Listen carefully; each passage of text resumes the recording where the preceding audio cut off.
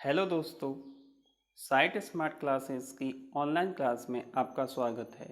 मैं एस के सोलंकी आज आपको पढ़ाने जा रहा हूँ अनुपात और समानुपात। इस क्लास में हम अनुपात और समानुपात से संबंधित सारे कंसेप्ट सीखेंगे। पढ़ने का तरीका ये है कि आप पेपर और पेन ले लें।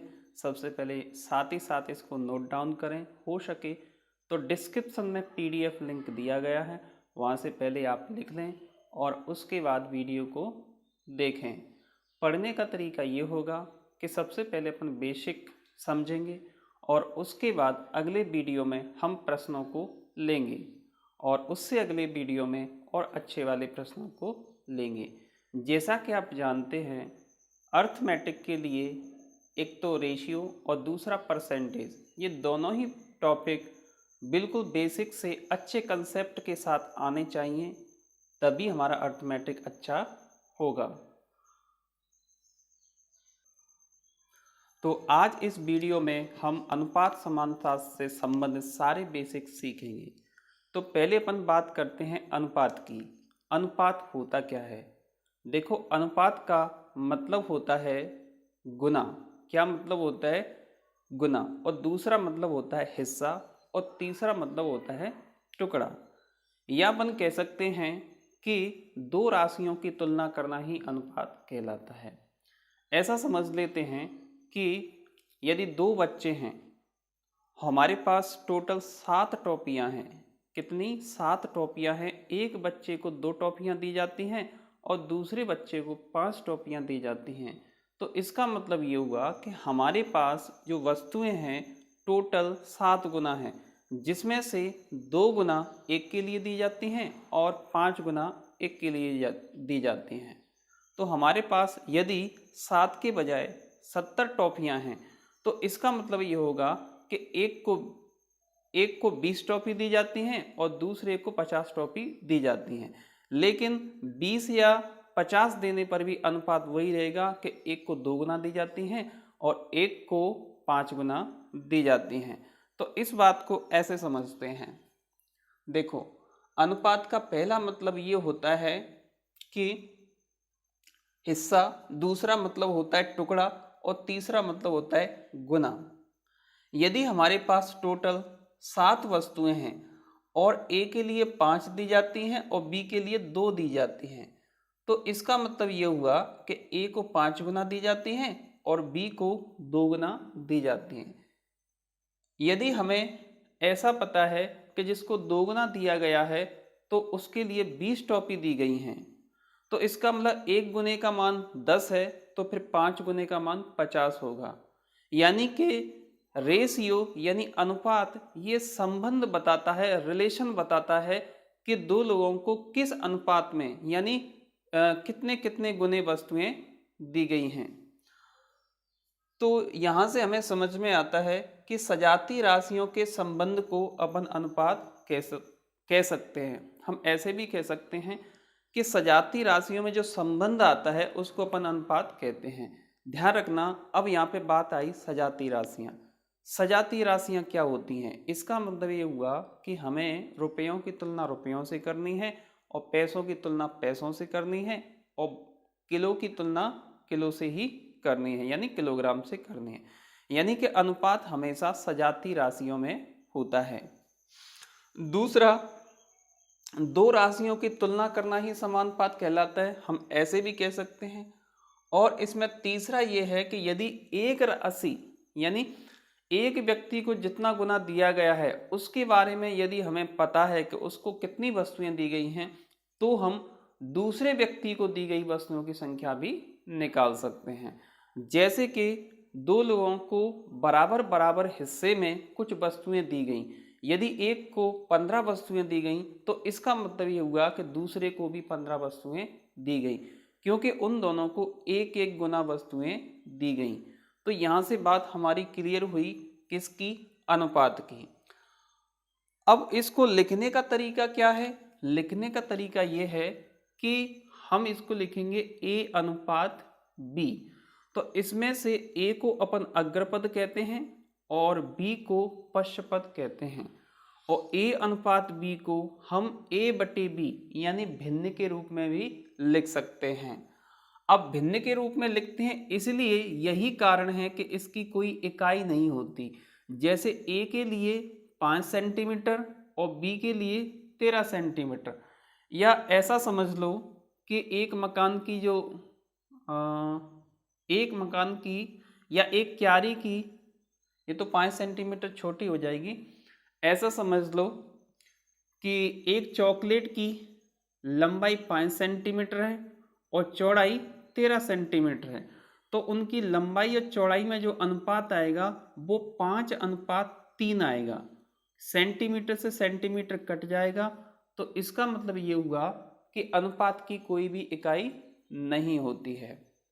अब इन चीज़ों को कुछ इस प्रकार समझ लेते हैं, यानी कि रेशियो की कुछ अलग प्रॉपर्टी हैं, जैसे कि यहाँ पे 4 प्रॉपर्टी दी गई हैं। हाँ, इसमें ध्यान रखना, अनुपात के पहले पद को अग्रपद यानी एंटीसेडेंट और पश्च पद को कंसिक्वेंट यानी कि पश्च पद बोला जाता है। अब अनुपात की जो प्रॉपर्टी है वो यहाँ पे देख लेते हैं। पहली प्रॉपर्टी ये कहती है कि अनुपात सजातीय राशियों में संबंध होने के कारण इसका कोई क्या नहीं होता, इकाई नहीं होती है या कोई मात्रक नहीं होता है। किस वजह से? सजातीय राशियों में संबंध होने के कारण इसमें कोई भी इकाई नहीं होती है। जैसे ए के लिए 5 kg दिया गया और बी के लिए 7 kg दिया गया, तो इसे लिखेंगे ए अनुपात बी यानी ए बटे बी 5 kg/7 kg, तो kg से kg कट जाएगा और हमारा अनुपात इकाई रहित हो जाएगा। तो इसका मतलब ये हुआ कि अनुपात की कोई भी इकाई नहीं होती है।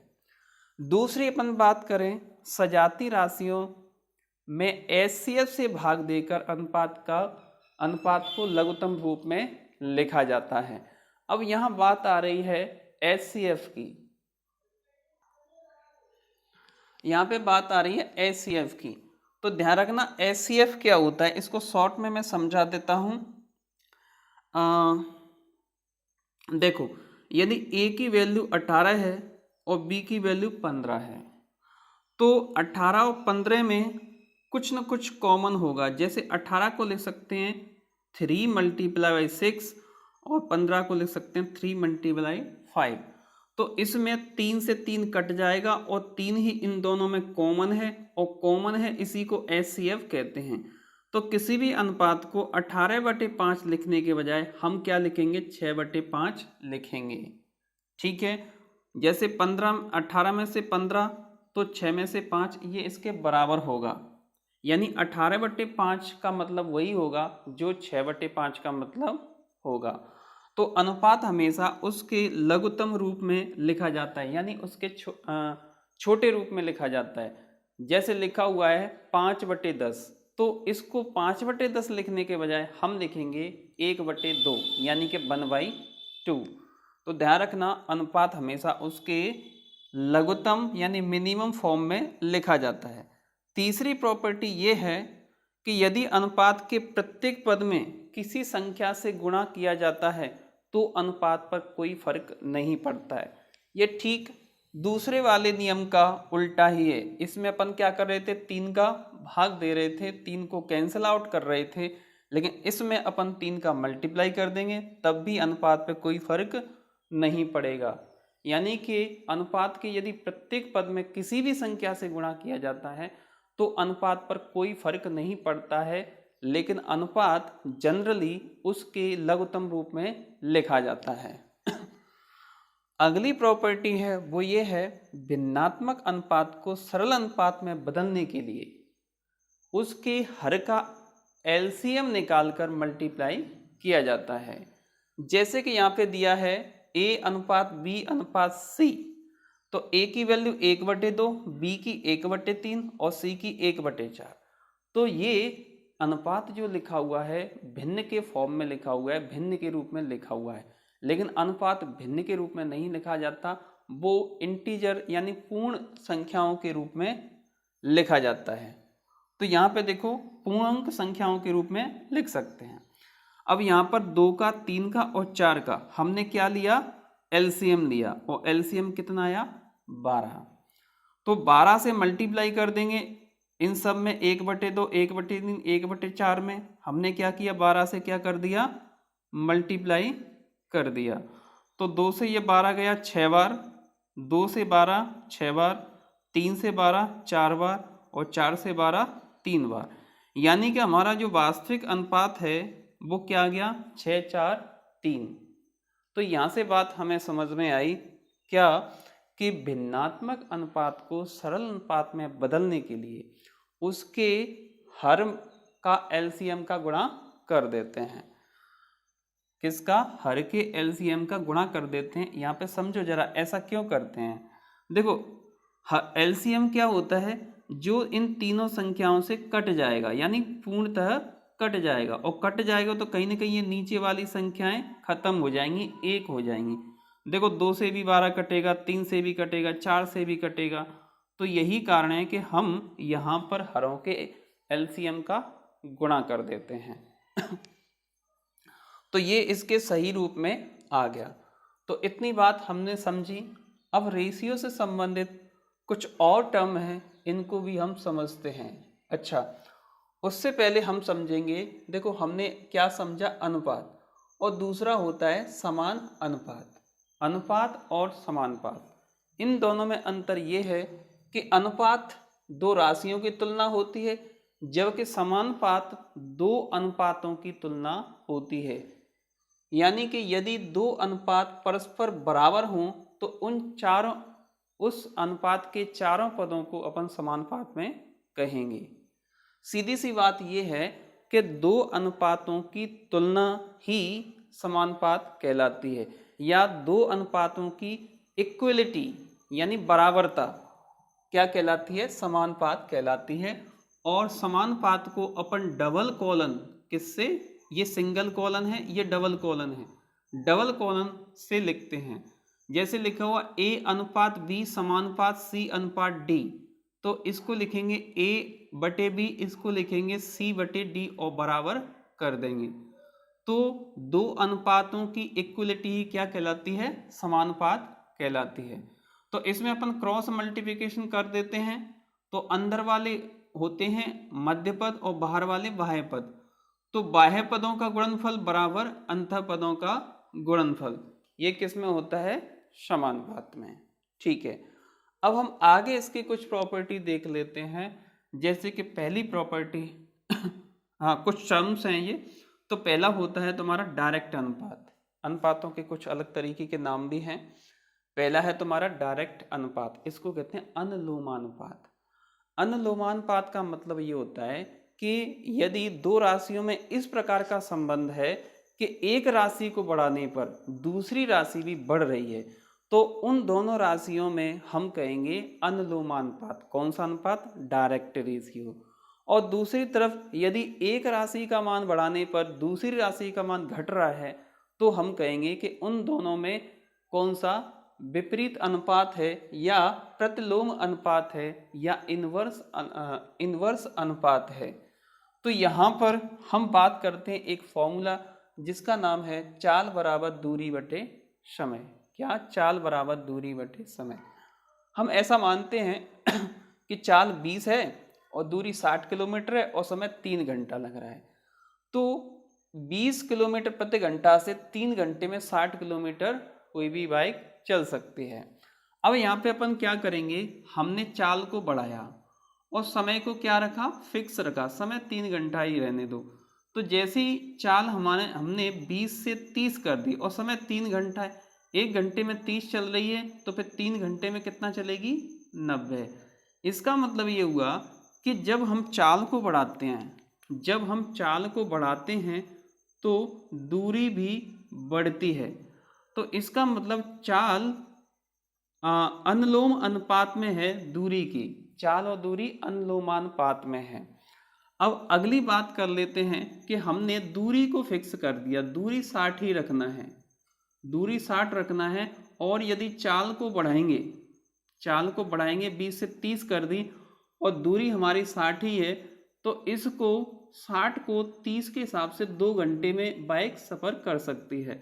तो समय कितना लगेगा? 2 घंटे। यानी कि चाल को बढ़ाने पर समय क्या हुआ? कम हुआ। तो हम कह सकते हैं कि चाल और समय में कौन सा अनुपात है? विपरीत अनुपात है, या प्रतिलोम अनुपात है, या इनवर्स अनुपात है। तो यहाँ से बात क्लियर हुई कि चाल को बढ़ाने पर समय में कमी आती है। तो चाल और समय में कौन सा अनुपात है? प्रतिलोमानुपात है। आगे अपन बात कर लेंगे कंपाउंड रेशियो। क्या? Compound ratio. कंपाउंड रेशियो में क्या होता है कि यदि 2 अनुपात हैं तो उन दोनों अनुपात के प्रथम पद का गुणनफल बराबर उसके दूसरे पद का गुणनफल। ऐसा मान लेते हैं कि दिया है A अनुपात B एक पद और दूसरा दिया C अनुपात D। तो यहाँ पर इन दोनों अनुपातों को मिला के इस प्रकार लिखेंगे कि A और C दोनों अनुपात के प्रथम पद हैं, तो हमने A और C ले लिया, फिर अनुपात उसके अंतिम पद ले लिए B और D। तो A इंटू C अनुपात B इंटू D, तो ये इनका क्या कहलाएगा? मिश्रित अनुपात कहलाएगा। जैसे 2 अनुपात 3 9 अनुपात 4, तो 2 और 9 ले लिए अपन ने। क्या? 2 और 9 ले लिए, और फिर बटे में ले लिए 3 और 4। तो इस प्रकार निकल के आया 3 अनुपात 2। यानी इन दोनों अनुपातों का 3 अनुपात 2 ये क्या कहलाएगा? ये कहलाएगा कौन सा? मिश्रित अनुपात, यानी कंपाउंड रेशियो। यानी कि कंपाउंड रेशियो में अनुपातों के प्रथम पद का गुणनफल अनुपातों के द्वितीय पद का गुणनफल, तो ये कहलाता है हमारा कंपाउंड रेशियो। अब बात करेंगे डुप्लीकेट की। डुप्लीकेट का मतलब होता है किसी का वर्ग करना, यानी डबल करना। तो यहाँ पे क्या शब्द दिया गया है? डुप्लीकेट। इसको हिंदी में कहते हैं वर्ग अनुपात। यदि किसी अनुपात के प्रत्येक पद का वर्ग कर दिया जाए तो वर्गों में जो अनुपात आएगा वो कहलाएगा वर्ग अनुपात।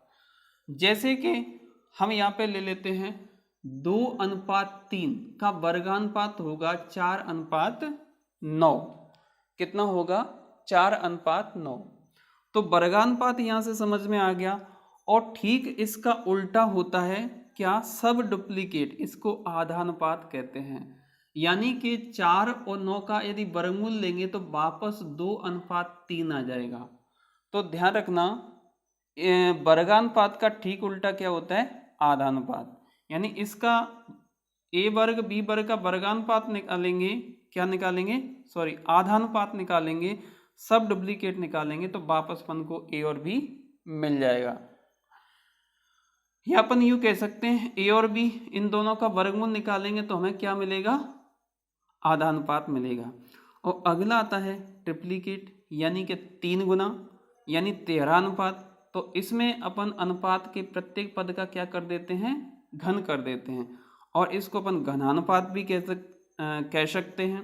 और जस्ट इसका उल्टा होता है कौन सा? सब ट्रिप्लीकेट, यानी घन मूलानुपात। इसको अपन क्या कहेंगे? घन मूलानुपात भी कह सकते हैं। और अगला आता है तुम्हारा कंटिन्यू रेशियो, यानी विततानुपात। तो इसमें ध्यान रखना, यदि 3 राशियां इस प्रकार दी गई हैं, 3 राशियां इस प्रकार दी गई हैं कि A अनुपात B बराबर है B अनुपात C के। क्या? A अनुपात B बराबर है B अनुपात C के। या अपन ऐसा यहाँ पे कर सकते हैं कि A अनुपात B बराबर है B अनुपात C के। तो यहाँ पर B क्रॉस में मिल रही है, तो इसको लिखेंगे B स्क्वायर बराबर AC। तो इस प्रकार यदि दिया गया है तो उसको अपन क्या कहेंगे? वितत अनुपात कहेंगे। यहाँ पे B और B मैच करेगा, B का मल्टीप्लाई करके क्या हो गया? B square. क्या हो गया? B square. और A और C, तो B स्क्वायर बराबर AC, तो B बराबर रूट में AC। तो इसमें B को क्या कहेंगे अपन? मध्यानुपाती, और A को प्रथमानुपाती, और C को तृतीयानुपाती। तो यहाँ से हमें क्या कंटिन्यू रेशियो समझ में आया। ध्यान रखना, ये सारी चीज़ें बहुत ही महत्वपूर्ण है, आगे चल के क्वेश्चनों में ये सारी यहाँ से लगने वाले हैं। अब हम बात करेंगे किसकी? योगानुपात की। तो यदि हमारे पास दिया गया है क्या? A बटे बी बराबर C बटे डी, यानी ये दिया है किसमें, समानुपात में। तो उसमें यदि अपन को योगानुपात निकालना है तो इसमें जो हर है उन दोनों अनुपातों के हर को जोड़ दिया जाता है, तो इस पर कोई फर्क नहीं पड़ता है। यानी योगानुपात में हम लिखेंगे a plus B upon B और c, यहां पे क्या आएगा c plus D upon D. तो इसी प्रकार यहां पर आएगा c माइनस डी और यहां पर भी आएगा c प्लस डी। तो देखो योगानुपात में क्या करते हैं, हमारा जो हर होता है दोनों में जोड़ देते हैं, तो योगानुपात हुआ, इसको अपन कहते हैं कंपोनेंटो। अगला नियम है तुम्हारा अंतरानुपात। अंतरानुपात को हम कहते हैं डिवाइडेंडो और इसे भागानुपात भी बोला जाता है। इसमें प्रत्येक पद के हर को घटा दिया जाता है, a minus B upon B और c minus D upon D.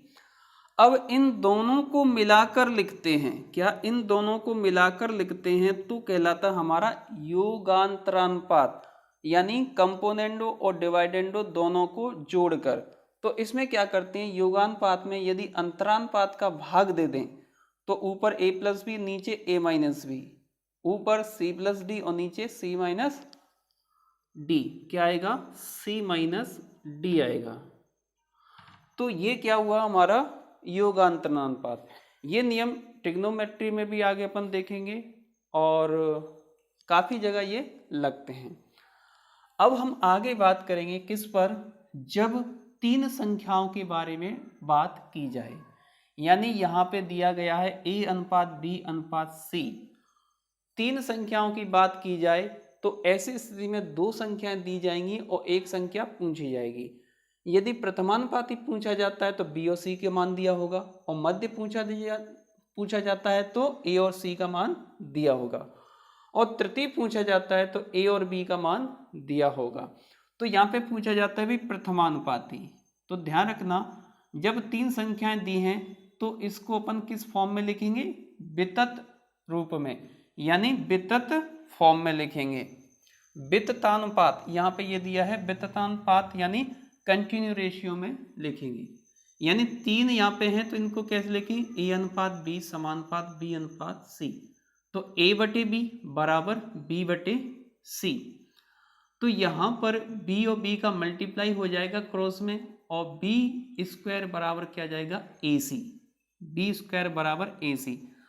तो यहाँ पर यदि हमें चाहिए प्रथमानुपात यानी a की वैल्यू, तो c नीचे आ जाएगा, तो a बराबर हो जाएगा क्या, b स्क्वायर अपॉन c। ये क्या हो गया, प्रथमानुपाती। मध्यानुपाती b है तो b बराबर हो जाएगा रूट में ac, b स्क्वायर बराबर ac, तो b बराबर रूट में क्या आ जाएगा, ac। और तृतीय अनुपाती हो जाएगा b स्क्वायर अपॉन a। तृतीय अनुपाती मतलब c, a अपॉन में आ जाएगा, तो तृतीय अनुपात में हो जाएगा b स्क्वायर अपॉन a। यहाँ से काफी बार प्रश्न पूछ लिया जाता है, ध्यान रखना। इसमें क्या हो गया, मध्यानुपाती, प्रथमानुपाती, मध्यानुपाती और तृतीय अनुपाती। अब बात कर लेते हैं जब चार संख्याओं के बारे में बात की गई हो, मतलब समानुपात के बारे में बात की गई हो, तो इसमें जो बीच वाले हैं b और c, इनको अपन क्या कहते हैं, मध्य पद कहते हैं, और a और d को बाह्य पद कहते हैं। तो इसमें ध्यान रखना, जब समानुपात में संख्या दी है या चार संख्याओं की बात की गई है तो a को अपन प्रथमानुपाती और d को चतुर्थानुपाती कहेंगे, और इसमें b और c की वैल्यू नहीं पूछी जाती और पूछी भी जाती है तो हम उसे किस फॉर्म में, a बटे b बराबर c बटे d के फॉर्म में रखकर, यानी इस फॉर्म में रखकर वैल्यू निकाल लेते हैं क्रॉस मल्टीप्लिकेशन करके।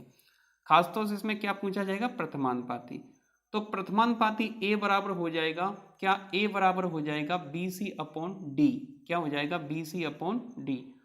और चतुर्थानुपाती बराबर हो जाएगा bc upon a, bc upon a। यहाँ से इतना ही पूछा जाता है।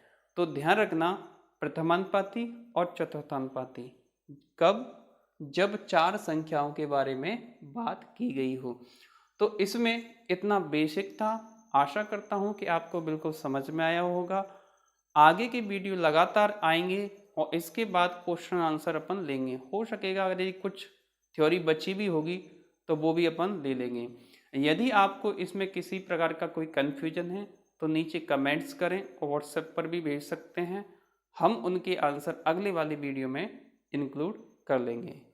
हाँ, चैनल को सब्सक्राइब कर लें, हो सके तो ग्रुप में शेयर भी कर दें और बेल आइकन ज़रूर प्रेस कर दें, जिससे कि अगले वीडियो का जो नोटिफिकेशन है वो तुम्हें मिल जाए। So thank you. हाँ, डिस्क्रिप्शन बॉक्स में चेक कर लेना PDF फाइल वगैरह।